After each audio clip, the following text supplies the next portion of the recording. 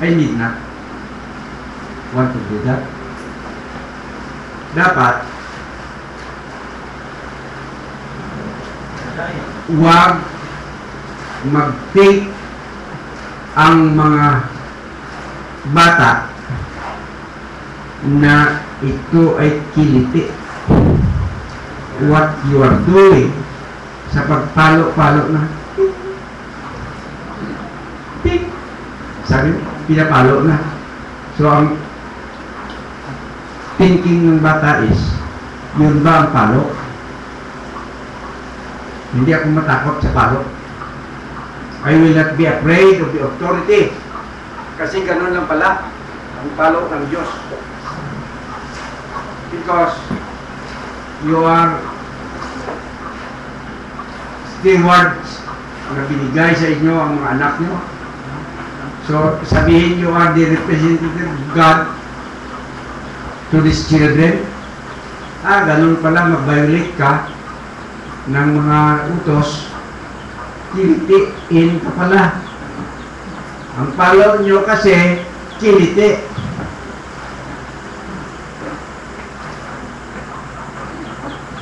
Amen. Hello? Amen. Hello? Magpalo kayo, tama na pagpalo. Amen. You love your children? Don't spare the rod. Amen. When we say don't spare the rod, is huwag mong proteksyonan ng rod. Huwag kang maawa sa rod na masira. Make it blue. Amen. Huwag mong kilitiin ang bata. Kasi masana yun, every time na magkamali sila, kilitiin pa. But kung malaman nila na pag nagkamali sila, go outside, pak,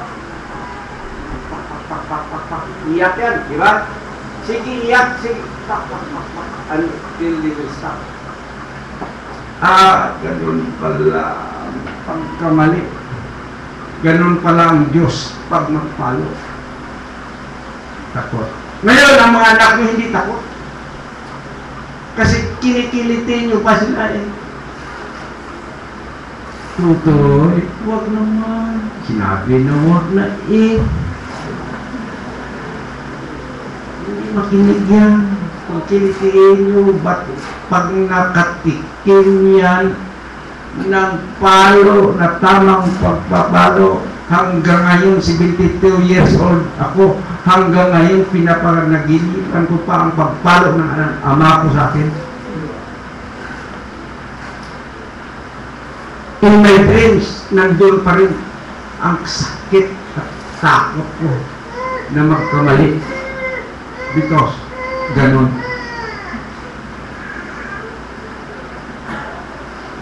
Ang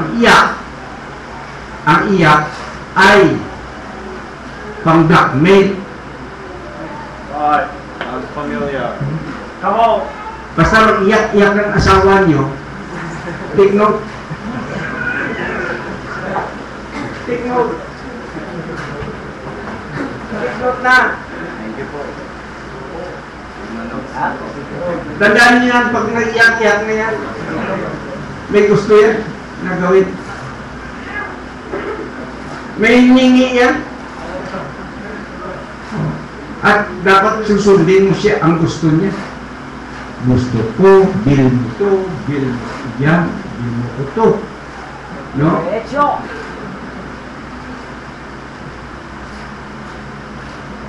Iyak ang bata para maawa ka sa kanya.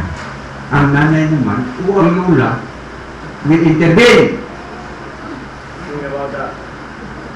Sino ang ma-intervene? Sometimes mahina ang lalaki. Siya pa ang head, siya pa ang masabi, huwag naman. Most of the time, ito ang tinatawag natin na headship. Dapat isa kayo. You should understand. One decision. Pag nakita ng children nyo na hati kayo palagi sa decision, pupunta yan sa malakas. Pupunta yan ng mama. Pag may kailangan, hindi makalusot sa kabata, saan pupunta? Ha? Kay Papa. Tumingin sa pastor pag pupunta. Makawa. Pastor, hindi ako pinayagan ng mama. Pastor, hindi, sabi ni Papa, hindi daw. Yung pastor naman, gusto i-break ang order. Sounds familiar. We should have one standard sa church para makita. Para hindi makita ng isa, bakit si Jindred lang ang pinapalo? Ang iba, magamali, walang palo. Okay lang. Though it's none of your business, you should implement one thing, one mind sa church, one family. Kung lahat, nakita nila, nakot-takot. There comes secret sa mga wives, sa mga children. Before they know it, alam na ng lahat, ang tatay at nanay hindi alam. That's why kung one body, dapat it could help na ipahayag agad ang mga things na kailangan ipahayag, especially if sin had been committed. Otherwise, your family will tolerate a sin, the church will tolerate the sin, then lahat na. Sin is a sin and should be dealt with immediately. Tago yung sin, hindi nyo pinalam, it will worsen, mahawa ang iba, pwede pala, sabi ng ibang young people. So, they will not mind the Lord, before you know it, buntis na.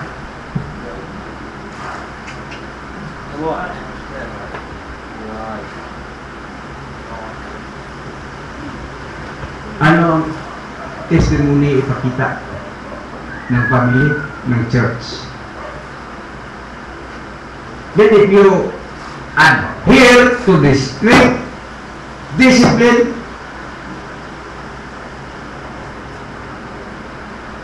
sinong tinatakutan nyo? You should fear God rather than men. By the way, ang nag-criticize sa inyong stand, your stand of righteousness, look at their families. Yeah. Tingnan nyo. Look at their churches. Wala. Tingnan nyo.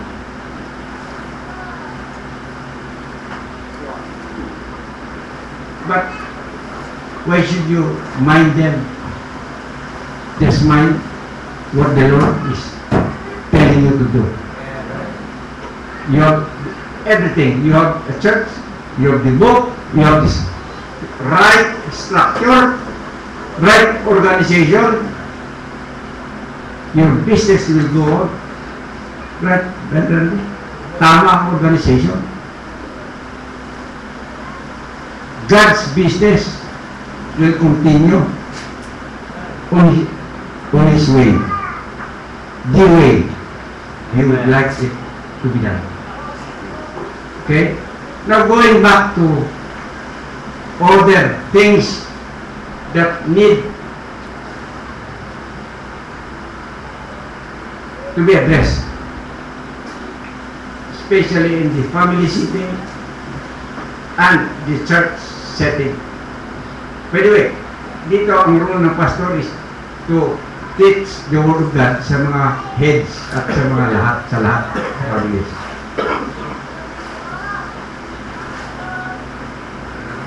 Kung ipatawag ang pastor of the church sa isang family na may problema, that's the time na makinig siya at tulungan ang isang family.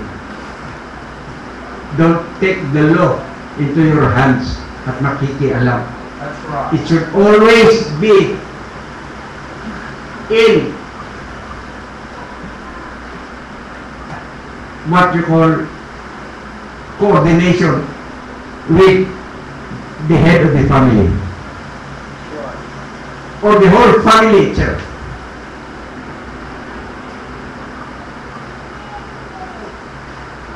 And sa mga members ng other families that will know of the action, each situation of the family has its own different situation. At don't question ang pinag-agrihan ng dalawang family or pinag-agrihan ng pastor at the head. Kung sabihin niya, okay, pastor, I will bring this to the church. O pastor, I will handle this. So, you, as an individual family, could tell your pastor, and we would have sometimes to know. Like, kung pinawag nyo ang anak nyo, that is a disciplinary action, sa inyo lang yun. Okay, within your family, you are the pastor of your family, you could do that without even telling your pastor.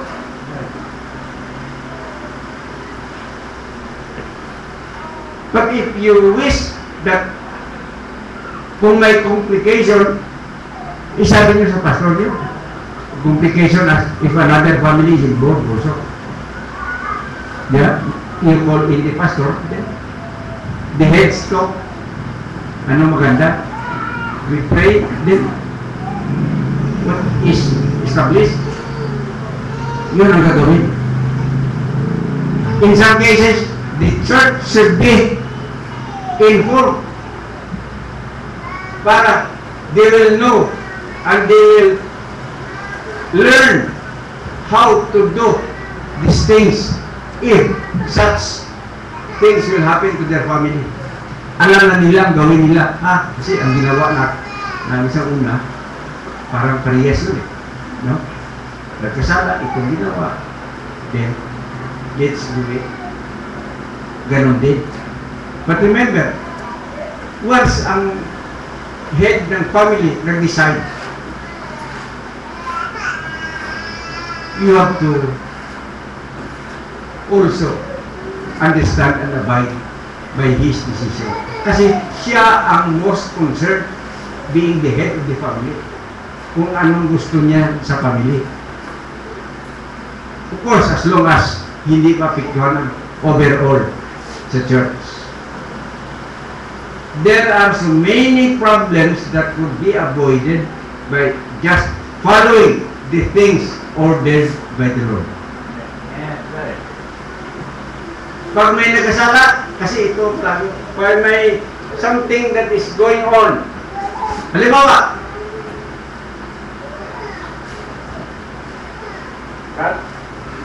may girlfriend ka na? Wala pa? May the Lord. Halimbawa, may girlfriend ka? Wala din. Halimbawa, alam mo na mag-girlfriend ito. The first thing that we should do is putahan mo ba yan? No? God, ang biblical, ang girlfriend Christian, sabihin mo sa kanya. Kung nakinig siya sa iyo, well and good. Kung hindi siya nakikinig, bring the matter to the father.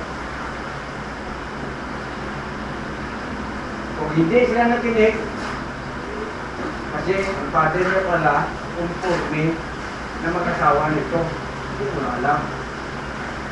Diba? Eh, ano pakialam mo doon? As long as nasabi mo na sa kanila. Kung ang decision ng father niya ay sabi, okay lang yun kasi gusto ko na mag-asawa yan.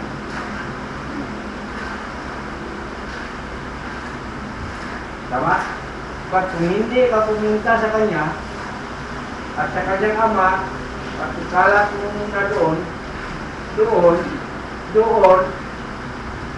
may pagkakamali ka.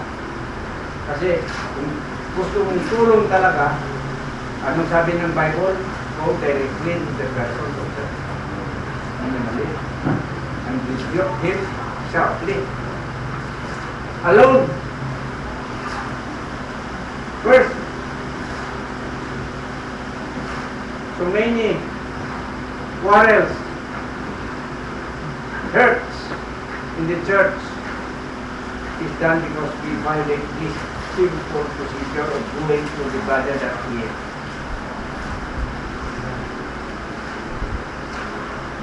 Takot ka, magpunta sa kanya. Saan matakot sa Diyos? Kasi instruction ng Diyos. God, walang personal ito, but I have to tell you. Mali yan. Sabi niya, ano mali? Gusto mo, puntahan natin si Daddy. Kasi, mag-asawa na ako eh. Of course, there are procedures in the church na pwede nyo mapag-usapan. Ano bang procedure sa pag-iligaw? Ano ba? Don't go directly to the concern. Amen. Amen. Without the knowledge of the head. Unahin mo muna ang parents. Kasi if you have good intention, why should you be afraid? That's right. Amen. Kasi tanungin kayo, are you ready? May trabaho ka na ba? Are you minding the Lord? May ministry ka na ba? Kung Christian ang father, di ba? Kahit hindi Christian, punta ka pa rin sa father. Otherwise, risk of being disqualified. At kapag yun ang rule ng isang family, respect that rule. Because republic din sila. If family one has a set of rules within their family, this is based on biblical standard. At pag sinabi ng family na ito na you are disqualified, you are disqualified. May standard sila. And you should respect that. Especially, it's a biblical standard for the family. Things or problems will be avoided by following these principles in churches and in families.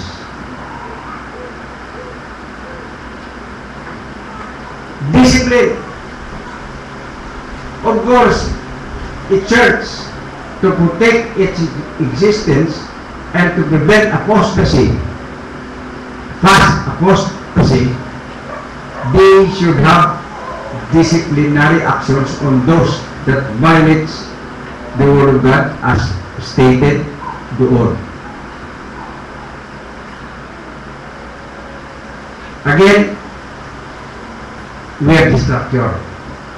We have both spiritual republic, composed of spiritual families, spirit-led families, and spirit-led church.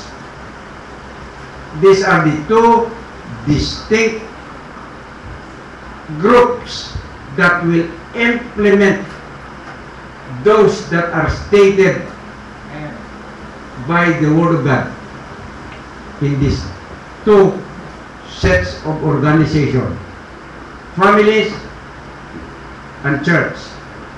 Church is composed of spirit-led families. If so, things could be avoided, problems could be avoided. Two distinct groups, the church and its families. Now, as with regards to discipline, the purpose of discipline, anong purpose ng discipline?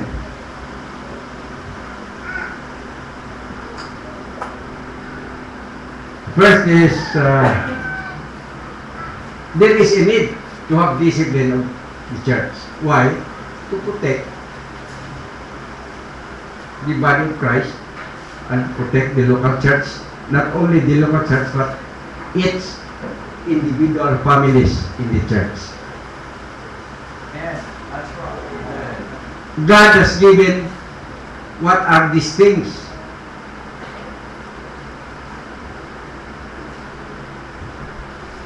What is the power behind this discipline? Anong power na ito? Bakit i-implement natin na dapat hindi natin iwalang bahala ang nangyayari sa families? Look at this. If you have a family and walang disiplina sa family, everything goes. Everybody will just go in and out in your family. Walang time kung matulog. Walang lights out. Ang kain, bukas ng rep, kung sino lang gugutumin, sila ang kakain. Ibig sabihin, wala, silent. Ibig sabihin, there is no order. If there is no order, walang violation. Kaya everything goes. Are there families like that? May mga family ba na ganun ang pag-handle sa isang family, which is not biblical anyway? Everybody is the authority. The head is so weak na walang rules. Kung anong oras kayo babalik, papasok, okay lang. Kung anong oras ka, wala kang pahitulot. Kung saan aalis, at sabihin na, mas mabuti pang pusa, bumabalik. Ikaw, walang alam ang parents mo kung saan ka nang galing. 1 month na nawala ka, pagbalik mo, andito ka na. Now you see, now you don't. If you are doing that in your family, malaking chance na gagawin mo din yan sa church. Walang authority, so there is no discipline.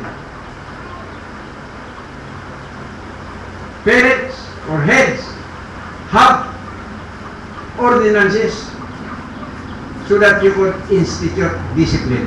If there are no ordinances, there are no discipline. Kung walang Bible dito at sinasabi para sa church, how will you implement? Walang violation.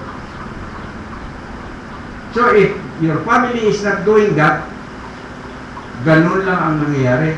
Walang prayer breakfast, walang Bible reading, walang prayer, walang fellowship. Ang fellowship is text, no? Hindi nag-uusap. Paano mag-uusap kay text na text, na text, na text, na text, na text, na text, na text. Kahit magbisita sa inatay, sa may namatay, pagpunta doon para makakundol, mag-uusap. Ngunit anong makikita mo sa wake? Lahat may cellphone at doon pati ang patay may cellphone.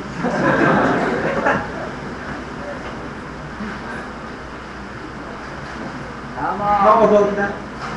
Great job. Anong nangyari? What's happening to the families and to the church?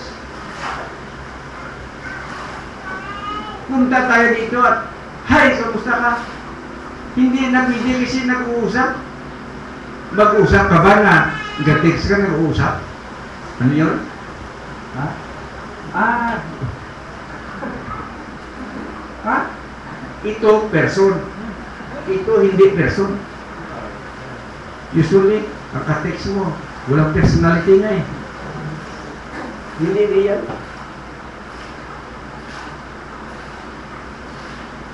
While worship, singing it. Come on. Is that worship? Be sensitive to all of these things. Dapat may order. Okay. Ang mag-fix tayo pag may gathering. No? Fix tayo, may fellowship. Tawag na fellowship. Mamaya, pag-break, anong gagawin natin? Ang gagawin natin is, kuha tayo agad ng mga cellphone natin at then wala na pakialam, no? Kahit kumakain,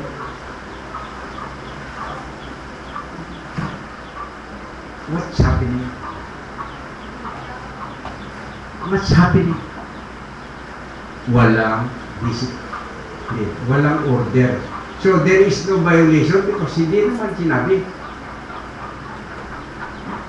Fathers, you should have your order. So you will define what is it. Churches, you must have established already your standards in the church.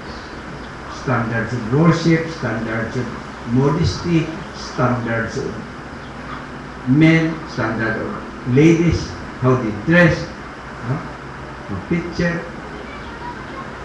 Si Brother Bob palagi nagsasabi, if you come to preach, dress like you're going to preach. You want to play basketball, dress sa attire ng ni sino? Ni Jabbar. Hindi mo kilala kasi.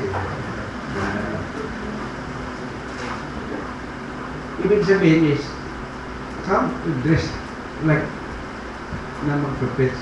If you're going to the wedding, dress the wedding garment. No? Otherwise, maribyo ka. Ano ka dito? So, right wedding garment ba kayo? Is it church, you know? Preachers always dress to preach. Amen? Ang lahat may order. The church should properly and specifically give this to the church, as well as the fathers should have its ordinances and rules and regulations. Otherwise, to each his own. At sabi, akala ko. That's what you think. Akala ko. At ano mangyayari? Chaos. Hindi in order lahat. Wala. Everybody is playing the piano. Everybody is trying to be the host. Everybody is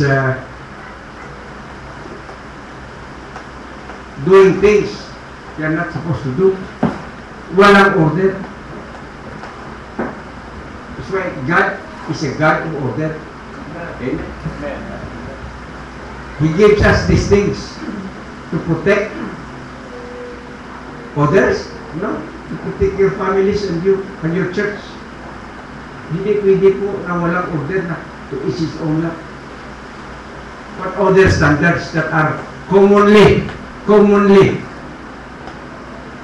of course, commonly violated is girlfriend, boyfriend, no? I hope this church have already realized that it's biblical kapag unmarried to mind the Lord. Pati inyo. Walang inyo sa Bible. Direct inyo. Wala yun.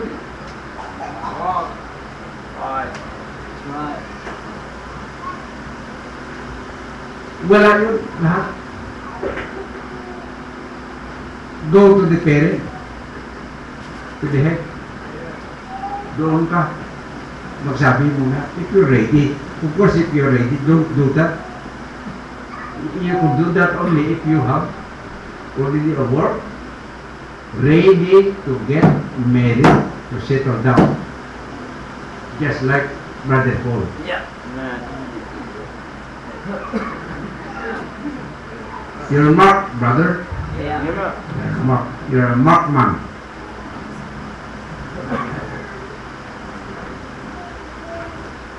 How do you know that you're ready? It's still also in the Bible. Would you support your wife? Do you have a work or busybodies kayo? Hala, takbo ka ng takbo na wala namang trabaho as if you're busy. But actually, walang output. Anong gagawin mo? So, anong gawin mo? Mind the Lord. As well as the ladies. Marami din. Marami ang mga young ladies dito. Marami din. Stop minding other things except the Lord. Prepare yourself. Help your mothers. Help in the home. Be a virtuous woman. Ready. Nasa Bible lahat yun. Tuturo yan ng inyong pastor. Ituturo niya sa mga ama at sa inyo lahat. Then, ang ama, who's the head, ang ina, should follow up. Maganda po ang practice ng ibang mga members church ng people who is name. I'm telling this not to give, but I'd like to praise them. Pagkatapos ng preaching, anong ginagawa nila? They talk about the preaching that had been preached. Gini-question ang mga anak kung naintindihan nila at ano ang naintindihan nila. Pinapapaliwanag. TJ Billy, ginagawa ba ni Buddy Jack sa inyo yan? Opo. Ano naman sagot nyo?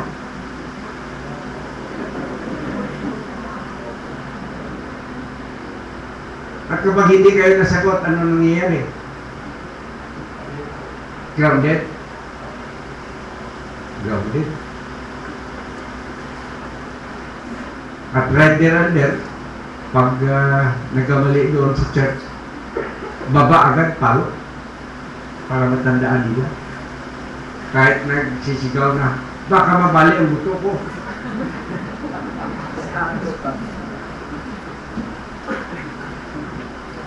And we will appreciate that later on. Alam nyo na these young people will grow.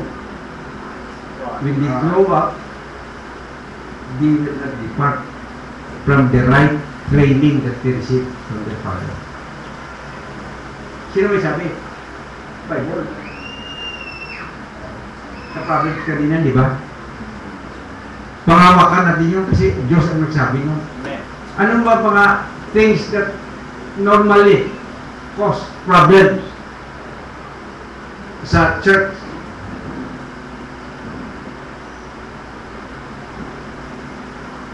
At the end of this, I would like to entertain questions. Kung gusto niyo may questions. I could not answer all, but I could say, I will try.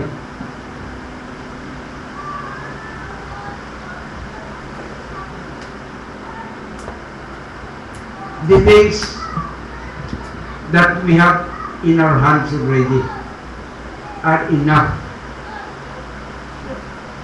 Are enough. You are saved? Ang problema kung hindi, kasi babalik-balik lang tayo. But kung saved, you have the Bible, you live in God, you have the right structure. Kasi kahit ano ang ganda ng Bible, kapag hindi tama ang structure, pina-implement mo sa young people, ang mga ito, it will not work. It should be the head, through the head. Pastors, it should be through the head. And acknowledge to said, turuan ang mga heads because the less problem we will have. Pag naturuan it will no longer be an issue. Pag naturuan na. Giving. You don't have to preach giving every Sunday. Ako, I could not yet remember kung I have preached on giving. But I have no problem in giving. Amen? Amen? Kasi naturuan ang mga tama ang puso. Save. Kung save kayo, tama ang puso mo, tama ang structure, ano mangyayari? It will come out automatically from the heart. They will be cheerful. Totoo lang, we don't have problems in giving.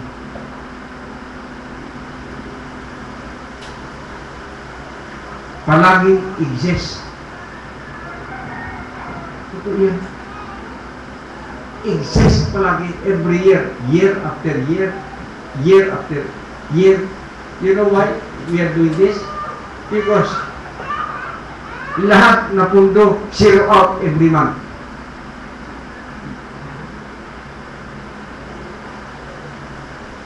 We are not a bank.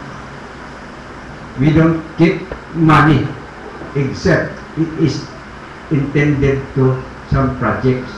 Sabihin, this is for some people will just say, I'll give this to the CR. That's why we have the CR, no? So I'll give this to the kitchen. I will give this to the pastor.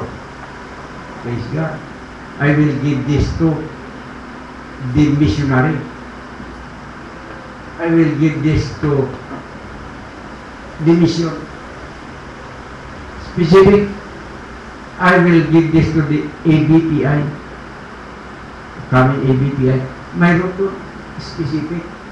I will give this to the general fund, which is zero every month. Freely receive, freely give. Amen. Ano dyan?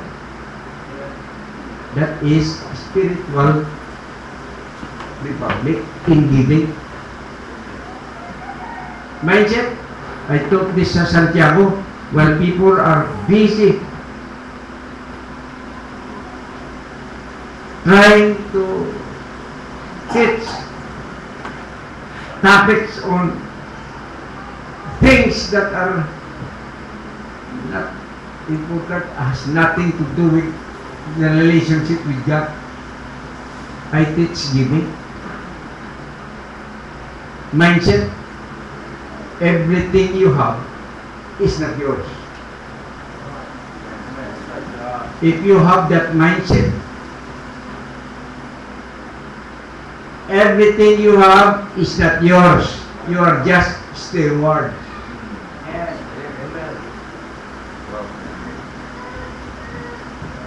Can you accept that?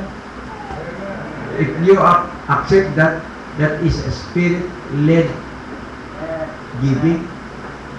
Ang principle is, hindi akin ito. It should be used properly. Now, its head should respond to that truth. Paano siya mag-respond? He may give everything. Brother Johnny may give everything he has. And the Lord will bless him. So it's not a matter of marami o kukunti. It's what you have that you're giving. If you have 10 pesos only in your pocket and you give everything. You have 100% sa paningin ng Panginoon. You have 100% giving. A millionaire will give 20,000. That's only 2%. Well, Brother Johnny give 100%. That's how God is looking at you. Anyway, ang lahat niya na pag-aari, ang pag-aari niyo ay sa Kanya lahat. Even your children. Amen. Your family, your church. Giving? Who needs tithing? You're not supposed to tithe. Give back. Give back what belongs to Him. Then God will bless your family. God bless your church. God bless you. 100% of your time. Christian Mark. Now, ito ang tinitingnan natin.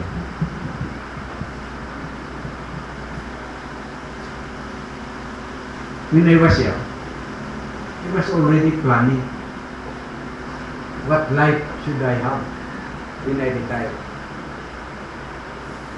When I was still young, alam ko na one day, I need to walk on my own.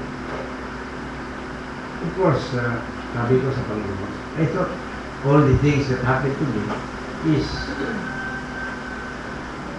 aking kakayahan. Only to realize later na ako pala ay turtle on the fence. Ang turtle na nilagay sa fence, on top of the fence. Wala pala akong kakayahan na i-dictate or gawin ang mangyayari sa akin in the future. So, nevertheless, I prepared for my retirement. I studied several courses para, sabi ko, teach na ako, okay na sa akin. I started teaching university to give me 3 meals a day and my wife. At my children, bahala na sa kanila ang Panginoon. So, I just teach for a while. I could handle this. That was my plan. But God changed that one day. Sabi niya, before I retired sa Kanoka, tinawagan ako ng boss. How about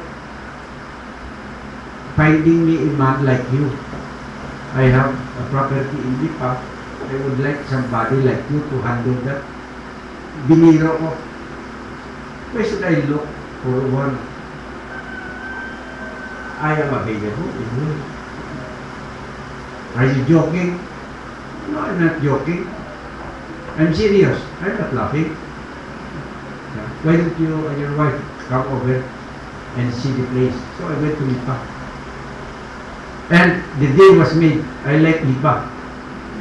Hindi ko pa nakilala mga ito. It's a good place. But anyway, dangerous na ako doon sa Negros.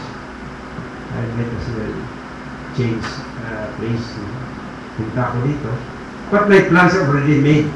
I have my masteral degree. I studied masteral in agricultural education, business administration. So, sabi ko, prepared. Kahit saan ako. I will care. Not only to find these people, meet those Brother Ed, Brother Joe, Brother Erwin, Brother Dundon, nagkita-kita kami. Not knowing that God has His own plan for you and for me. Amen. Prepared, but when the time comes na they need a pastor, and they talk, si Brother Joe, pinuntahan ako, Brother Ed, pinunta, ikaw, come on, not me. By the time, sabi ko, how could you, paano ako magiging pastor? Alam mo naman ako. But Delphine, you know me. Hindi pa, I'm always carrying ika. Paano yan? A pastor carrying ika? His life is always dark.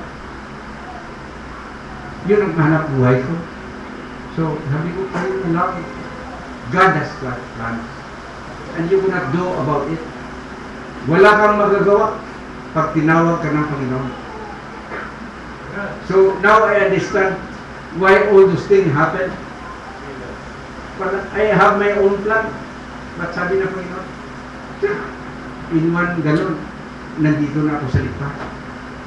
Hinabol pa ako ng employer ko, previous employer, kung ano ang binibigay ng sa disenyo, habulin namin. Then I answer, it's not about money. In-answer ko yun, hindi ko alam na talagang kung ano ang purpose ng Panginoon. But now, I'm here, I'm happy, I'm serving the Lord. Yeah, amen. His word, big ko sabihin, everything that we have, our families, i-commit natin sa Panginoon. Everything we have is His. About giving even your life, even your time sa Kanya, para sa Kanya. Now, if you're not yet settled, I know it is hard to come to a point, especially if you're still young, na a point wherein things are getting irrelevant. You see, hinambing ko ito po at that point is a point wherein you are in your deathbed. One day, you will be on your deathbed. Mangyayari ito. Sa inyo, kahit maliit ka pa ngayon, old ka na, there will be a time in your life that you will be on your deathbed. And at that time, everything will become irrelevant. Mamatay ka na eh. Ano pang magagawa mo? But you don't have to wait that time when you are about to die. You could also make that point now that what matters to you are all irrelevant except that you are thinking about how to serve God. That point in time, both now and in the future, which is a reality in the future. But what I am just asking you to reach that point now when you are still young. Now, Lord, I am here to offer you my all. My family, my possession, my training, my ministry, my everything to you. Everything is for you. This is a point where you are on your deathbed. Think about that. I am beseeching you to have that life. Even now, everything does not matter anymore. In a way, lahat sa kanya naman eh. Why not give it to Him now? Don't wait till you are on your deathbed at sabihin, Lord, here am I. Wala na akong magawa. But now, ang pagkakaiba is, you still have. You're still useful. for him. Please don't do that. Nasa deathbed na. Why not do it now? Tell him, Lord, here am I. Here I am. Ready in all things. Brother-in-law, tell that my family is available now. I am available now. Lahat na nasa akin, now, ready to be given to you. This is a challenge. This is spiritual republic. Spiritual means God has His Spirit in you and you're living it. And what the Spirit wants is to give up everything for Him. I am asking it to you now. After this, after the prayer, I would like to entertain questions if you still want to ask questions. Brother Paul, it's your time to pray. Amen. Praise the Lord. Let's close our eyes. Let's have a few moments of silent prayer. I believe tayo po ay blessed.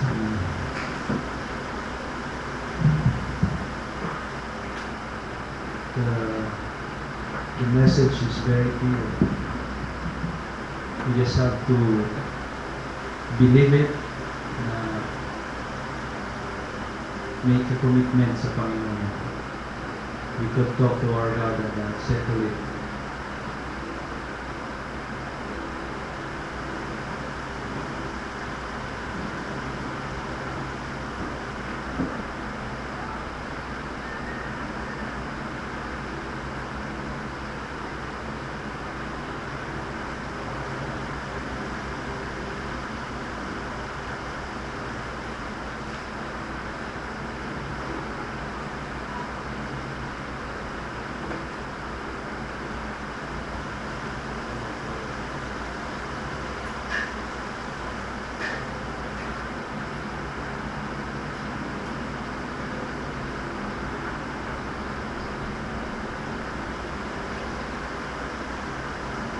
Dakilang Diyos na kapangyarihan sa lahat, we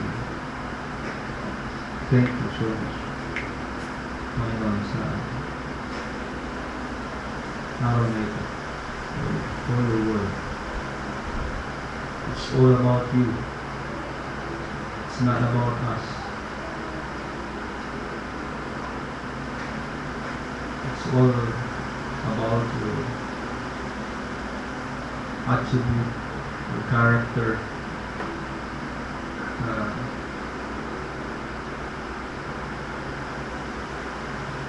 We are nothing, Panginoon, kung wala po kayo.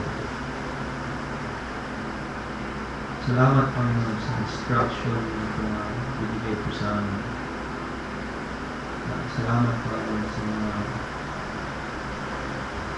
ginagamit niyo, Panginoon, for us to realize these things. Ang dami po namin, Panginoon, na napakinggan His word. I pray that everyone will be strengthened in the inner man through the Holy Spirit, and this continue to work within us to will gawin po ang mga bagay nito na nararapat sa inyo. Help us to dumating po kami sa point na everything is getting in material. At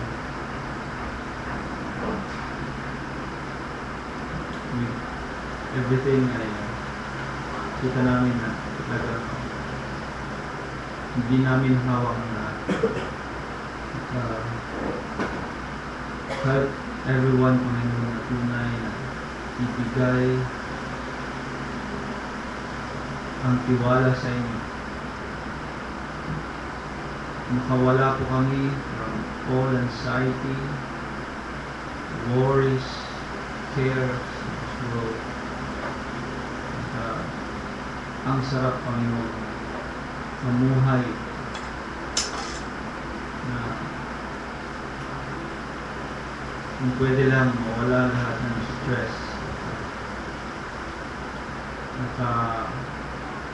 Depende, Panginoon, sa aming pagtitiwala sa inyo. You provided everything, nakakilala po kayo at subok na po kayo. It's a matter of believing and trusting sa inyo pong salita.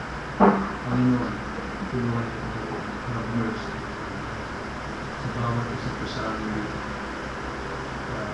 Tuloy niyo po kami tulungan. Tuloy, Panginoon, masaktan kami, na-rebuke kami, correct kami pagkakabay. Salamat at sa pagpapatuloy po namin. May mga tanong, I know may mga iba po may tanong. Please use this time, Panginoon, kahit pa paano sagot po yung tanungan, maliwanagan palalo po sa katotohanan. Ito po ang hinalang na salamat sa pangalan ni Jesus. Amen.